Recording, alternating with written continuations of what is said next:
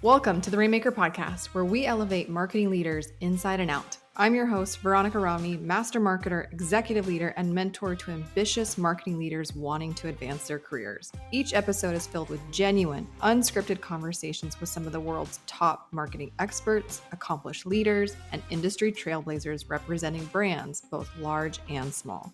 Our goal with this podcast and everything we do is to help you master your role, nurture your team, prioritize your well-being, and evolve into an industry-leading Rainmaker. This is the Rainmaker Podcast. Hey, Rainmaker family, this episode's really special. So basically, this is the story of how one Instagram reel that I did led to the CEO of a kind of revolutionary gum company to have him on my podcast. So Sachin Patel is the CEO of ROCKJAW gum, and it is kind of taking over not because it promises people could have a fresh breath or whatever traditional marketing that you see around gum companies.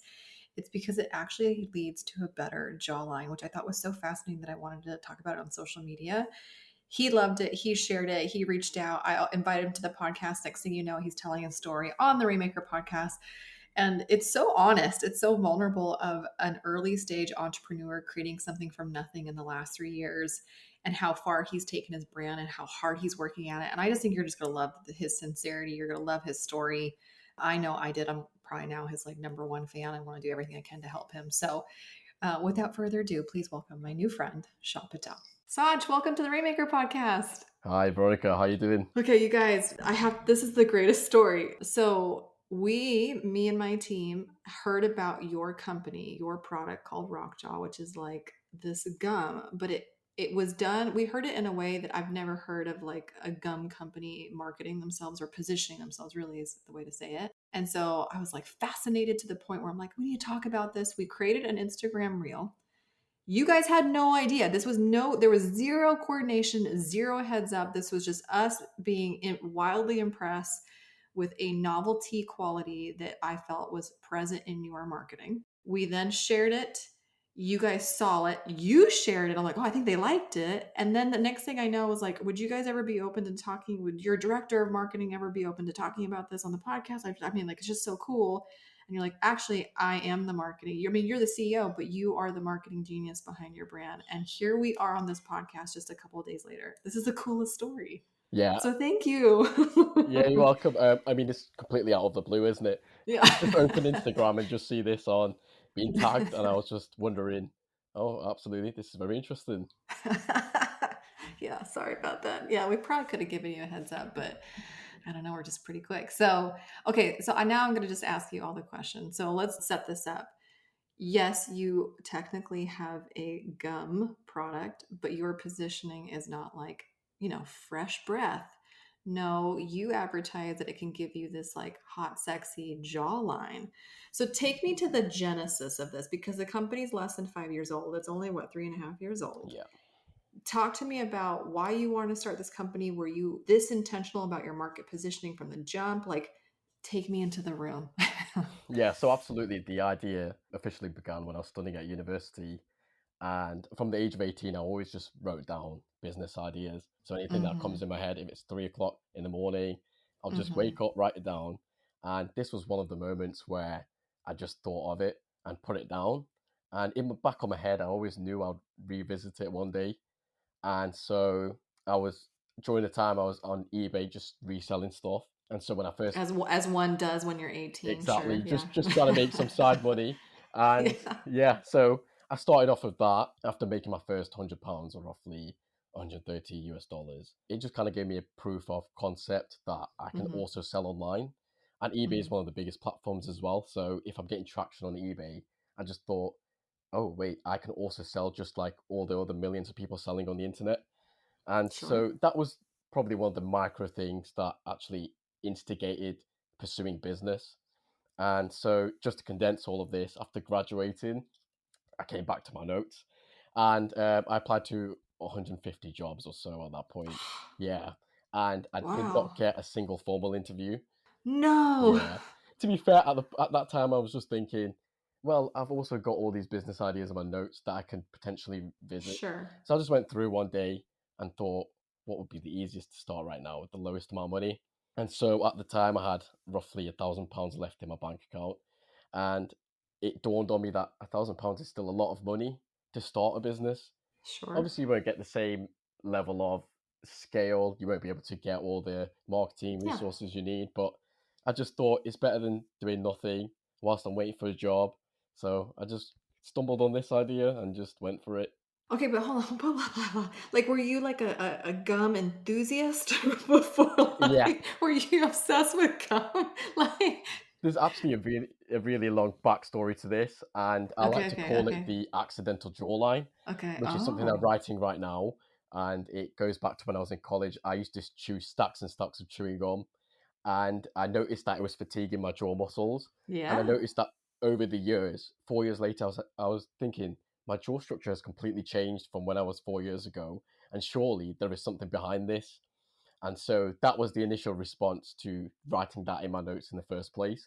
So I was actually looking for a product that I wanted to buy myself, and I couldn't find anything on the internet. And I didn't really want to chew a lot of normal chewing gums because Sure. the tension's exactly the same as one chewing gum. The only thing is you've just got more volume in it.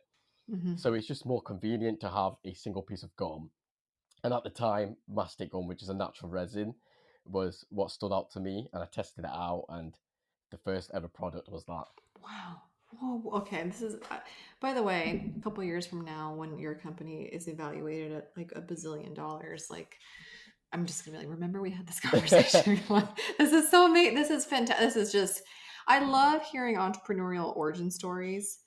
Like it's just, especially for, so my parents are Cuban immigrants. And so like seeing my parents, as immigrants in a new country, like starting something from nothing, and then just hearing stories from other people who were rejected or were not given the opportunities that other people were provided, and then seeing what resourcefulness, grit, determination, being pragmatic does for somebody in that, not, in that lack of opportunity elsewhere, is one of the, I mean, it's the best stories that you can possibly like harvest. And so the fact that you were rejected so aggressively by so many, having you then pursue entrepreneurship, I'm sure, listen, entrepreneurship is great, but it's not smooth sailing. So it's almost like, when they say like, welcome to the NFL, and like you just get blasted on the field. Like, what was your welcome to entrepreneurship? Like where it like really hit you how hard this was? I think knowing that there was no previous market data. So Oh, yeah, that was okay. one of the biggest challenges is you're entering an industry where the only Yes. data you have is from current markets of regular chewing gum. And so this was essentially a blue ocean. So creating a new target within an existing industry, but adding a twist to it. And Hmm. so at that point, it was trying to find the right target audience. So the Hmm. way I went about that was creating a persona based on what would I buy because I didn't have any market information at that point. Sure. So I created a persona around what would I buy, what would be a great product, how do I price this, and so you just make micro iterations from then, and slowly but surely you collect data, reuse that data to obviously increase sales, improve products, and Hmm. take Hmm. feedback in to if you need to pivot, let's say 6 months down the line because the strategy isn't working. So it's just building that from the ground above and just Hmm. following it through. Did you study marketing at school, at university? No, I did economics at university. What? So the story is better. So then everything that you just described is like almost like market research that you had to perform on your own, and the iterations and the customer feedback and voice of customer. Like, who taught you how to do this? Where did you learn how to do this process? So I had a lot of interest in marketing prior to Okay. going to university. So my career was officially going to be either something in marketing where I'm advertising for big companies, but my main goal was to have my own business and just operate within it. And so a Hmm. lot of the things that I've learned were from podcasts and reading books and social media, just learning and also learning from previous mistakes as well. For sure. Yeah. So okay, let's take me into like the first, I don't know, 6 months of this. We have this idea, we're doing it. We're gonna put our $1,000 into this. Who was who did you surround yourself with at first? Because it's not like $1,000 going to pay for an employee. So like, who did you bring in your inner sanctum in those really early days? Because that's a really precious time where you have this idea. It needs to be safeguarded. It needs to be protected. You're still shaky and like your new identity as this business owner, CEO. Like, talk to me about who you surrounded yourself with at that time. So at the time, it was just me, the books, the Mm-hmm. podcasts. It was Mm-hmm. just the same thing every day. Waking up, working, going to the gym, listening to podcasts, and for the last 3 years until this year, I've done everything by myself. Mm-hmm. And so at that point, the lesson was just going through it, learning, Mm-hmm. and the main driving factor was knowing that I'll learn a lot more by doing things myself. Sure. So I learned all the processes, and now I can easily maneuver if I need to change strategies, if I need to make any changes. I Mm-hmm. understand much better what to do. Mm-hmm. What did your family and your friends and like your personal contacts think of this? Because that's a lot of people will not pursue this crazy entrepreneurship route, especially parents are like, wait, you're not going to get a job. Like, what did your friends think of this for you? So at the beginning, it was me telling my friends, I have this idea. At the time, I didn't really want to share it with anyone because I was kind of feeling a bit embarrassed that no one's done this before. I don't want to seem like I sound stupid. But then I Mm-hmm. saw this quote. Yeah, it's gum. Exactly. And I saw this quote after, and it was like, if your idea seems silly, it means it could be a good Yeah, idea. And I think it was by Alex Hormozy. yeah, So I was just thinking of that in the back of my head. The worst thing that can happen is it won't take off. sure. And so for months and months, I think most of my friends were just thinking, is this what you're going to do? And my family Mm-hmm. members, obviously, I didn't really want to say I'm selling chewing gum to improve the jawline. I mean, even saying I'm selling chewing gum was also lifting eyebrows. So I didn't really get into much detail until obviously later on, where I thought, okay, now I'm seeing that this could be potentially something that can grow, that can Yeah. obviously start sharing it with more people. Yeah. Well, and I mean, I follow you on Instagram, and so you're winning awards now. I mean, you're definitely getting some early, nice, validating recognition for all of the hard work. The website, by the way, is also beautiful. It is very masculine. So can we talk about like your ideal customer? Like when you designed it for you, right? Like this is like a physically aware male individual. Is that like who we're targeting? Or I mean, it's applicable now. I'd chew the gum. I'm a feminine female here, but like, talk to me about those days where you were like just giving life to this person that was outside of yourself that could purchase this product. Yeah, so the original idea behind the website was the interest that was gauged before releasing. So I did like Mm-hmm. kind of a soft launch, Mm-hmm. and the interest I was kind of getting an idea of kind of people that would be buying from the website. And so the design, I just thought it looked elegant in a sleek black Mm-hmm. It's design. clean, yeah. Yeah, so I just Mm-hmm. wanted to keep it very basic and minimal, but at the same time very easy to navigate. And the idea was not for it to be overly masculine, but just basic and minimal. And surprisingly enough, a lot of my customers are now becoming into the mixed categories. So there's a lot of, Okay. I would say most of my customers are between 30 and 55.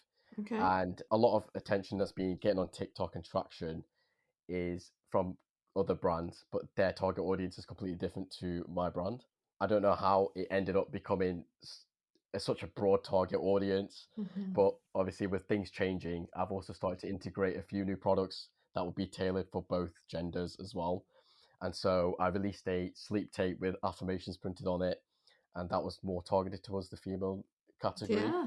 And so yeah, so continuing off that. That's really cool. Talk to me about your marketing today. Like what's working? What are you still trying to figure out or wrestle with? Like how are you getting this product that's new? I mean, you're in 50 countries.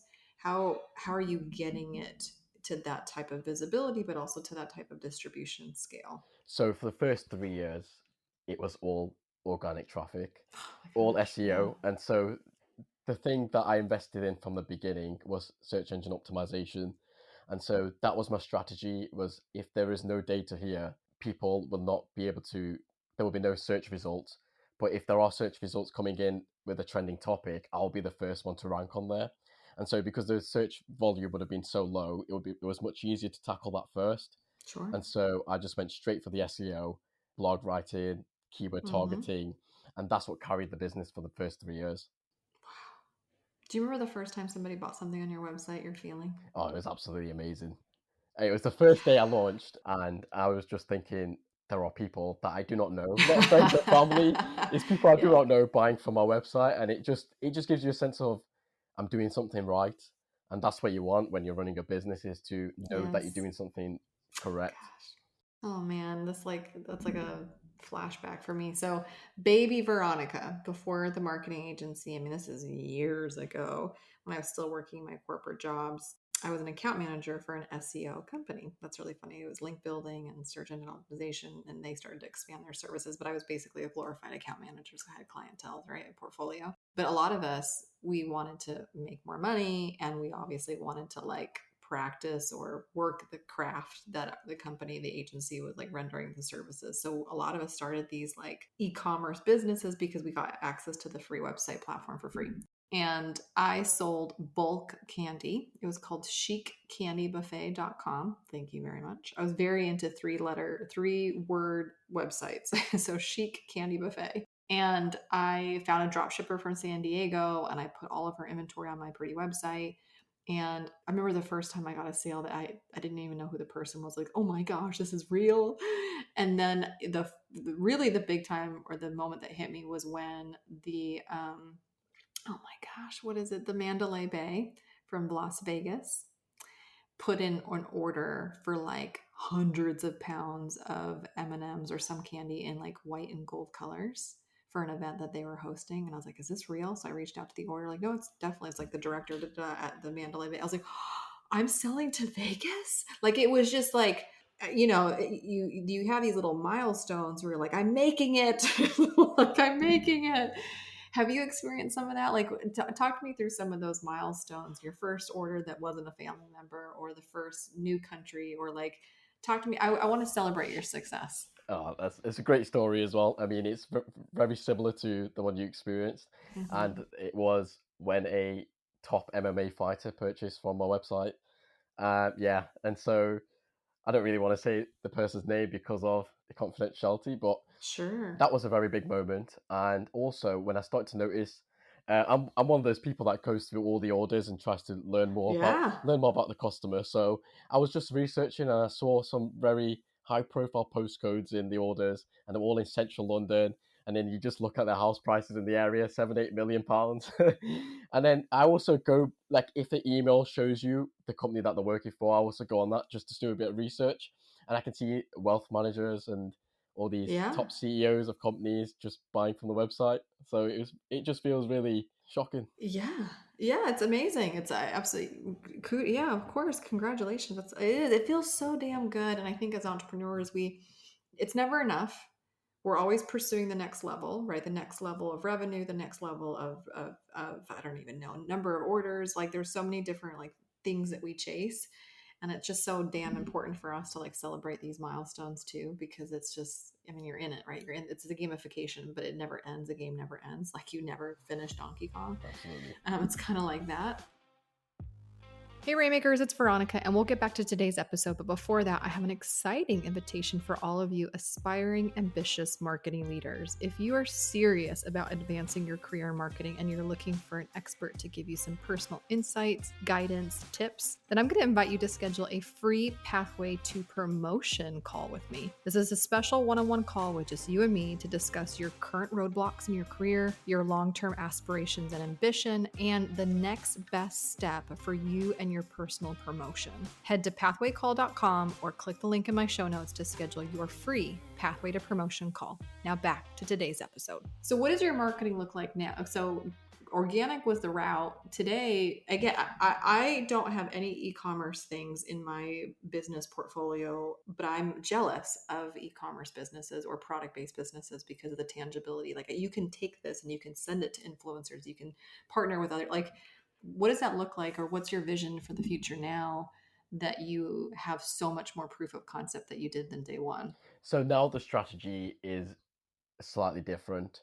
So because Mm-hmm. of the cap with search engine optimization, Mm-hmm. now I've started to take an approach with paid advertising, Yeah. Google advertising, and then slowly Yeah. moving into influencer marketing as well. The Mm-hmm. reason I didn't get into influencer marketing was just because I just didn't get I had so much going on at the time, and I just didn't get the opportunity to do it properly. And I didn't really want to do a 50-50 kind of job looking for Sure. influencers that do not fit in the brand as well. So I kind of wanted to protect the brand and the identity of it without going into a completely different market and changing the whole dynamic of the brand. So that was the main priority. But now I'm looking to expand the marketing on the influential side. Yes. 100%. Well, I mean, if you already have MMA fighters buying from you, then yeah, like the next MMA event, swag bag, that's going in the swag bag, like, right? Just there's endless opportunities for you to elevate the authority of your brand by associating your brand with like those big monster brands or personal brands too. What do you feel is holding you back the most right now? So now it's just time. Yes. The time lag, not time itself, but the lag it takes to get everything off the floor. It's a lot of time. It's not something where I can start it today and get it out tomorrow. With Mm-hmm. influencer marketing, it's months and months of work, scripting, getting ideas through, getting products to the influencer, and everything takes a Mm-hmm. lot of time. So, and it's also finding the right creators. Like when someone's representing your brand, you want them to represent the brand because they love it, not because they want to Sure. promote, not because they want to promote and make some money from it, Mm-hmm. but you also want their customers to resonate with your brand. Mm-hmm. And so finding that is probably one of the most challenging things right now. Well, it's interesting too because of the positioning that you took. Again, like this is not a gum company that's telling you if you chew our gum, you will have good breath. Yay! Or like the love story of other company or yeah other things I've seen where now you're more confident to give a first kiss, right? Your gum is positioned in a way where it has a physical transformation promise. Your jawline will be improved upon. Now there's two, like I'm sure there's more than two ways, but like as my marketer brain's turning on, I'm like, man, there's like the immediate two ways that you can position this. You can either work with people who are physically fit and like it's a physical thing, right? It's a vanity thing. It's a desire for a better aesthetic. Or there's also like, I remember Andrew Huberman was talking about on his podcast about this thing about his jawline too. And so there's the health benefits and the health direction of how people aren't chewing their food anymore. They're just like, everybody's a smoothie away of this, or like, we're not actually like eating our food and our faces are slacking because of it. So you're right. You have to be careful on who you put the product in the hands of because it's going to tell the story for you. Is this a vanity thing? Is this a health thing? Is it both done in a intentional, classy way? So I hear what you're saying, that there is more than meets the eye when it comes to influencer marketing nowadays. Absolutely. Okay, I'm going to ask you a personal question Yes. because this is what happens when you're an entrepreneur, especially a newer entrepreneur. Talk to me about your work-life balance because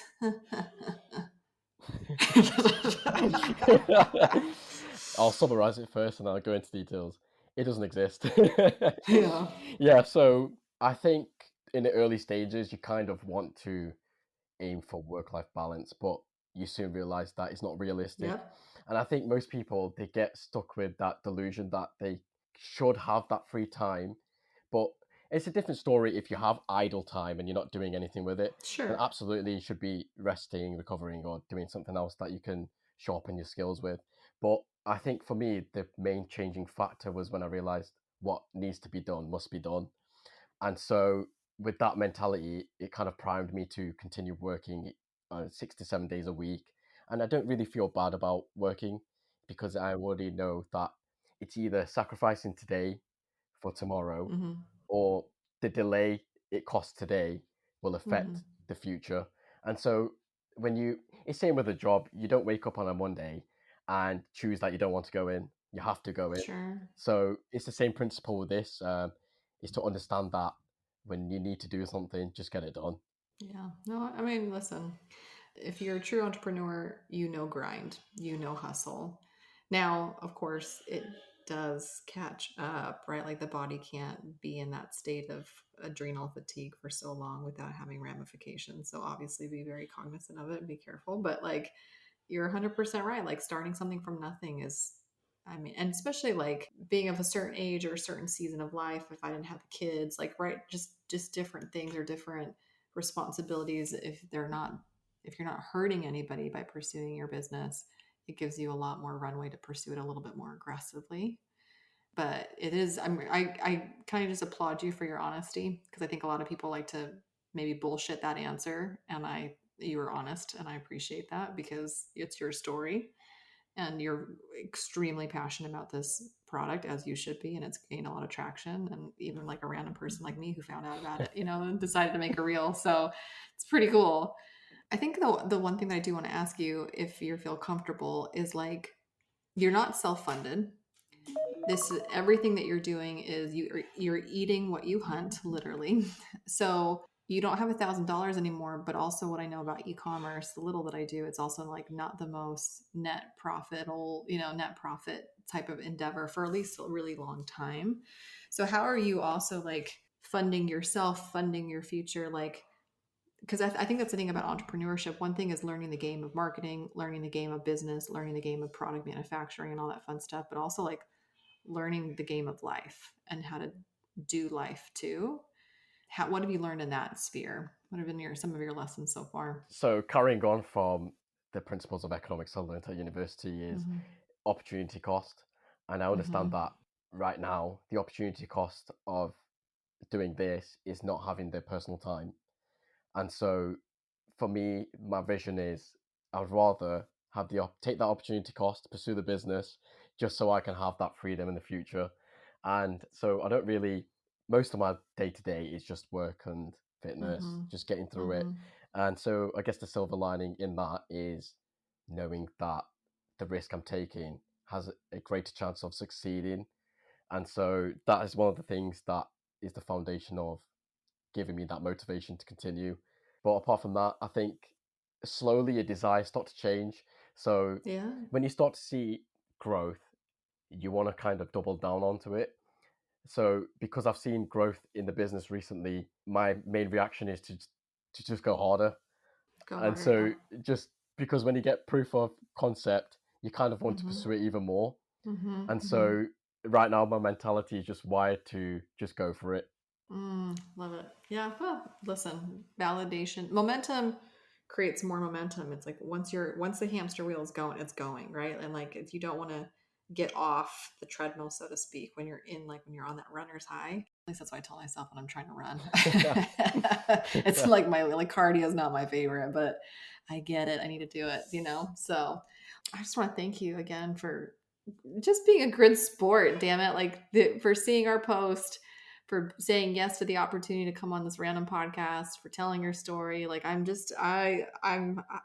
super impressed by you, and I'm so grateful to know you. Thank you very We much. do this thing on the podcast where we let our guests ask the final question. So without further ado, sir, if you'd like to ask me anything, go for it. Yes, absolutely. I do have a question prepared for you. Uh-oh. It may be a bit tricky, but I'm sure you'll be able to answer this very well. And Okay. it is, out of all the decisions you have made in your life, which particular one was the eureka moment that got you to where you are right now? Oh, gosh, of all the choices, of all the decisions that I've made, which one has taken me this far?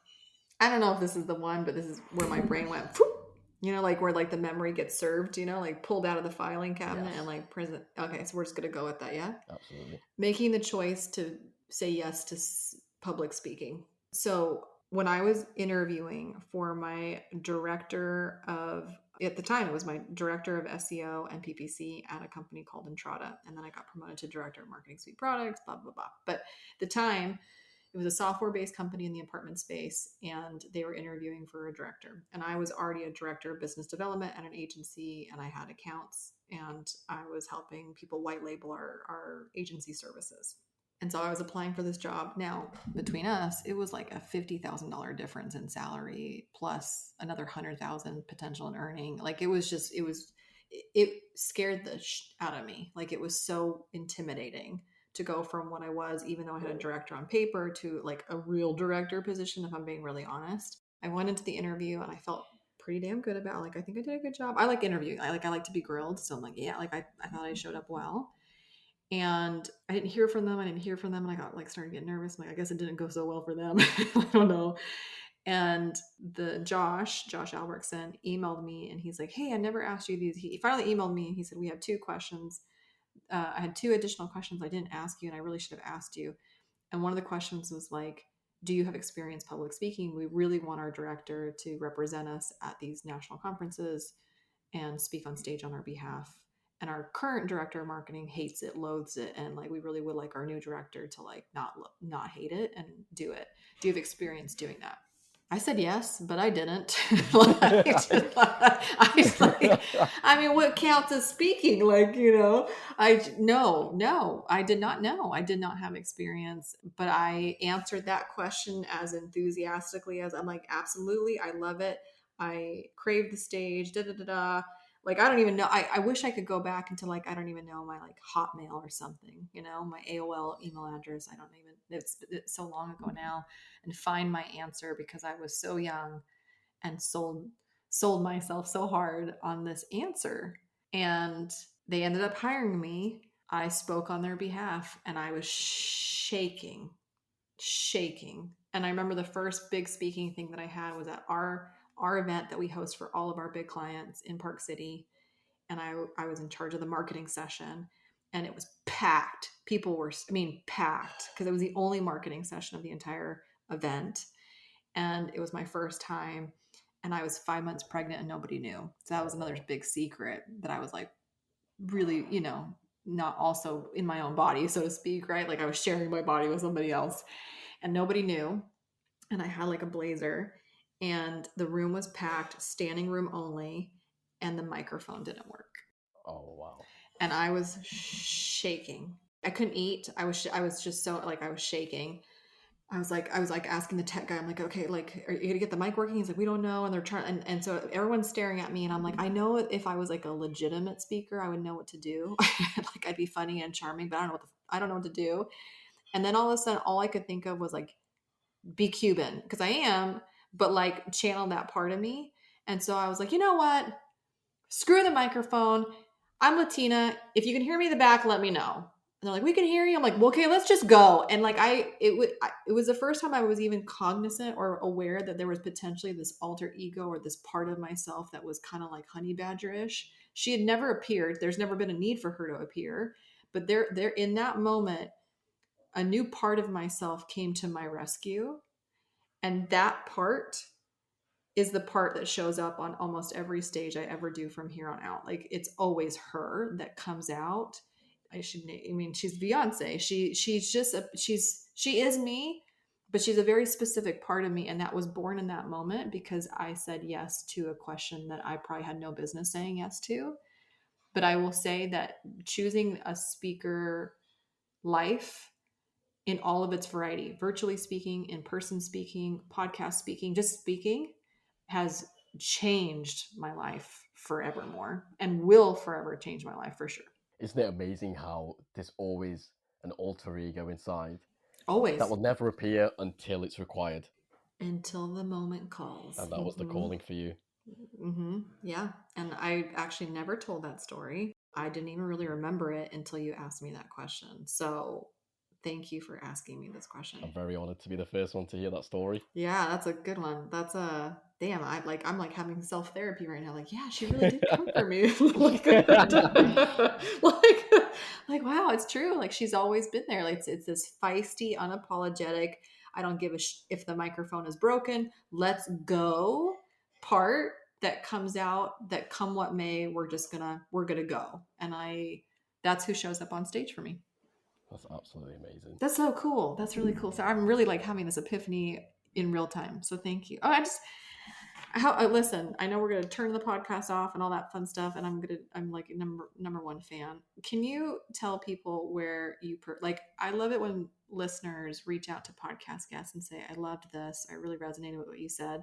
Do you want them to reach out to you on TikTok, on Instagram, on LinkedIn? Where can people connect with you best? Instagram at ROCKJAW. Okay. It's definitely you. I know that because I know it's you. That's really funny. Well, Sach, thank you so much. Thank you so much for coming, for being wildly open, for being such a great sport and asking one of the best questions. So just thank you so much for being on today's Rainmaker podcast. Yes, absolutely. Thank you for the invitation. Thank you for joining us on today's Rainmaker podcast. Marketers help other marketers. So if there's a marketer in your life who could really use a new perspective in a way that helps them advance their career, please pass this episode forward, share, leave us a review. Everything helps as we embark on helping as many marketers elevate themselves inside and out. You can always visit veronicarami.com for today's show notes, additional links to some free resources and tools for you to help you advance your career. You can always connect with us on social media at ViaRami if you want more behind the scenes or a way for us to connect personally. Until next time, my friends, make it rain.